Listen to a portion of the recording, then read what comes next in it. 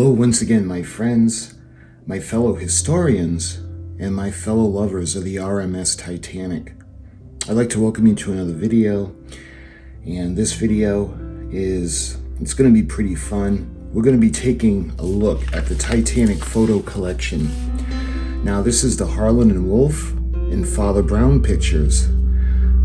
If you don't know who Father Browne is, he was the one that took some of the really famous pictures aboard Titanic. Like, I think he was the one where he took the picture of the family and the little boy had the little top that was going on the deck.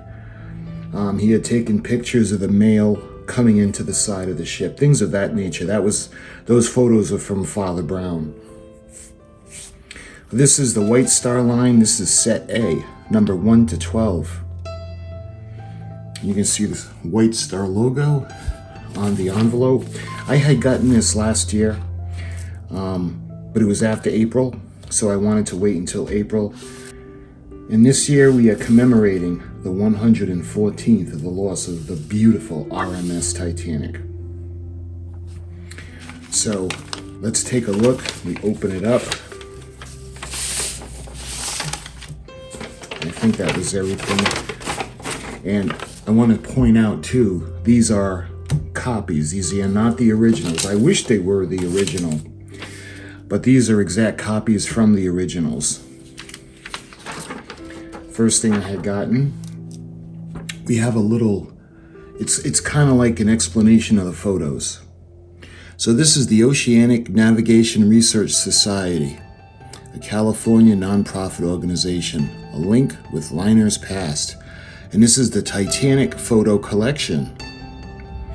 So we're going to go through this and we're going to look at the photos. So let me just first, we got the cardboard backing, and we're in the guest room today because it's a little bit more, there's a lot more light that's coming in so we can look at the photos. And I will scan them in so they'll be really, really beautiful, crisp and clear in the high definition.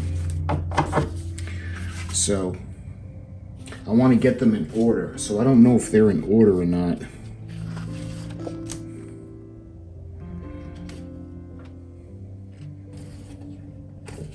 This is number 10. Douglas spin, those spins atop. And number 12. Okay, I got them all in order now. I just wanted it to be a lot easier than trying to match them up. Okay, and we'll put the cardboard on the back. So now we can look at it the way it was meant to be seen. Okay. So this is the first photo. Absolutely gorgeous. Titanic on the stocks, taken just before her launch on May 31st of 1911. Her name is scratched into the negative. The section is intact on the ocean bottom, stuck in the mud, almost up to her anchor. Harland and Wolff photo. You can see this. I love this picture of her.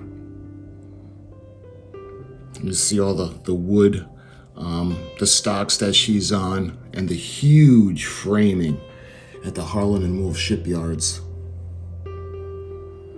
So I'm going to scan these in, so you guys should be able to see them really, really beautifully.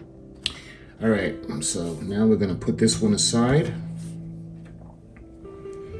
And I got another picture of her, beautiful picture.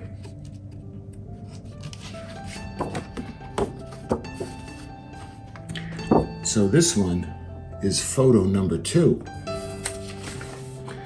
The Titanic on May 31st of 1911, afloat just after her launch, the largest liner in the world.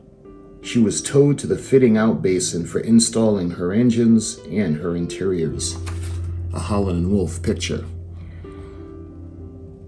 Look at, you can see that she doesn't even have her smokestacks on yet. Look, the bridge, if you look closely, the wheelhouse isn't even installed yet.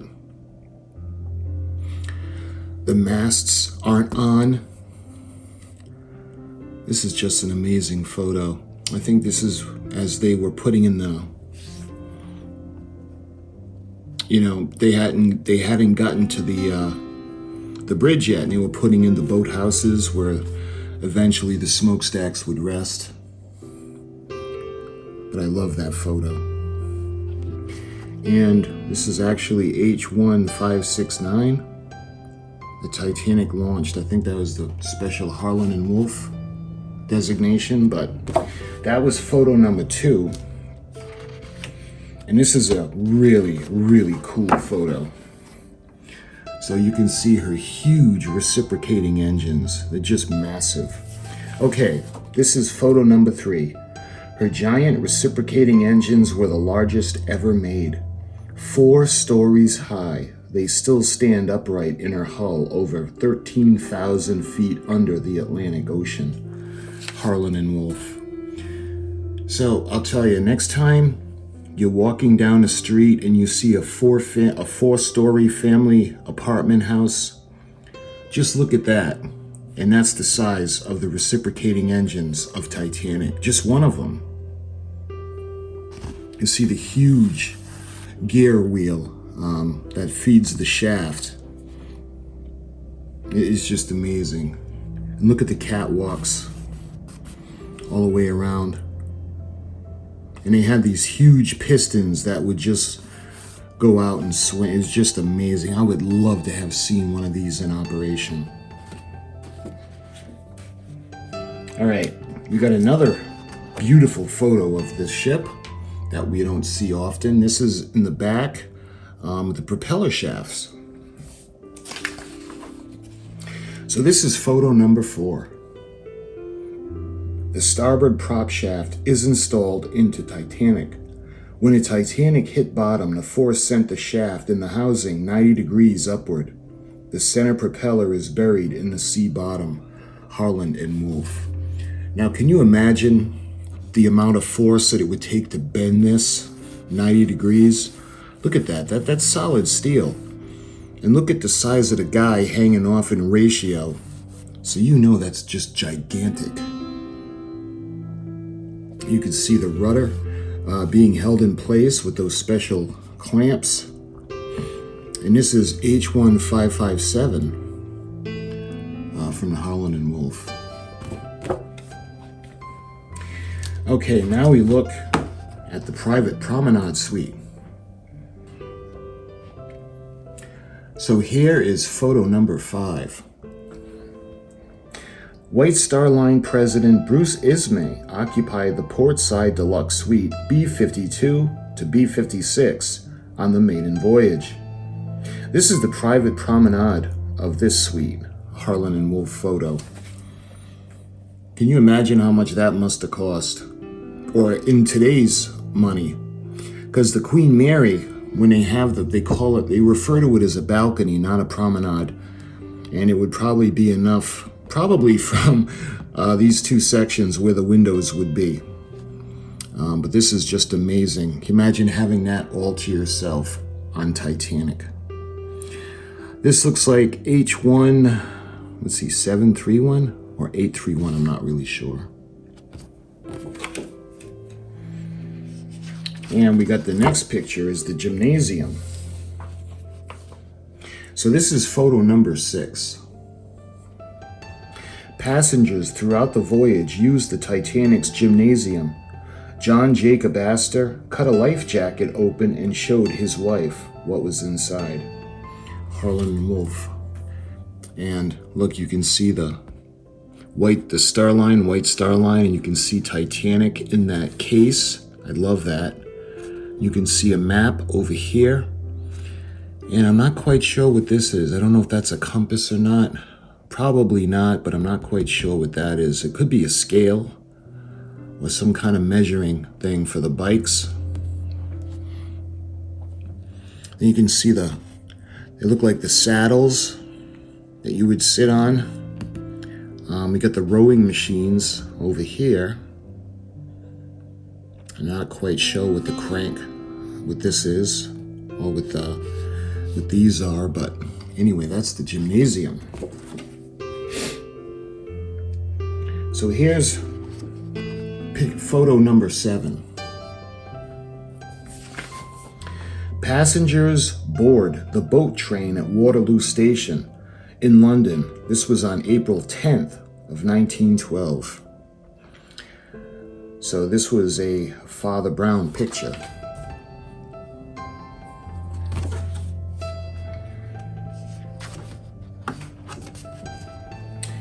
Okay, so this is photo number 8. Captain E.J. Smith with Purser Herbert McElroy pose outside the gymnasium for Father Browne just before sailing April 10th of 1912. And again, a Father Browne photo. And look at, you can actually see the lights that would have been on a deck house to light up the night. I love it. All right, this is a really awesome picture. Look, you can actually see the forecastle deck. I love it. And the well deck. Okay, this is photo number 9. The tugs start to pull the Titanic from the dock, April 10th of 1912. The starboard well deck below is where tons of ice fell after hitting the iceberg. And this is a Father Browne photo. Look, you can see how many, 2 of the tugboats, and you can see how it's working to move the 46,000-ton Titanic. You can see the well deck.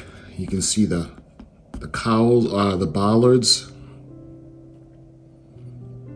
And then you can see the top with the breakwater and more of the bollards. You got a cowl over there. Just amazing. I think that would be with a, behind the breakwater would be with a, the anchors. We can't really see all the way to the tip where the anchor crane would be. But yeah, that's amazing. And the storage, or the hatch cover for the storage would be around here. But I love it. Okay, the next photo would be photo number 10. And that's so cool. A sailboat sits waiting for Titanic to pass. A distant fort guards the harbor. Father Browne's picture. And can you imagine in that little boat watching as Titanic goes by? And I love it. Look, you can see on the lifeboat, you can see the white star line for pennants. Beautiful shot. So this is photo number 11. So Douglas Spendell spins atop near the starboard veranda cafe. His father, Frederick, watches as the other passengers watch or promenade. Father Browne.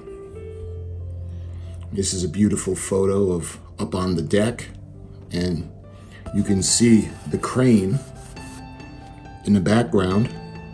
You see one of the chairs, and up on top you can see what looks like to be a flag. I'm not quite sure what that is. You can see some of the doors and the vents up on top, and then you can see the beautiful arched windows. That's a cool photo. All right. And number 12, we saved the best for last. Look at this spectacularly gorgeous photo. So photo number 12, the Titanic's name and port of registry are clearly seen in this dramatic photo of the stern as Father Browne departs the liner for Queenstown, Ireland. Absolutely beautiful picture. You can see the rear or the aft mast.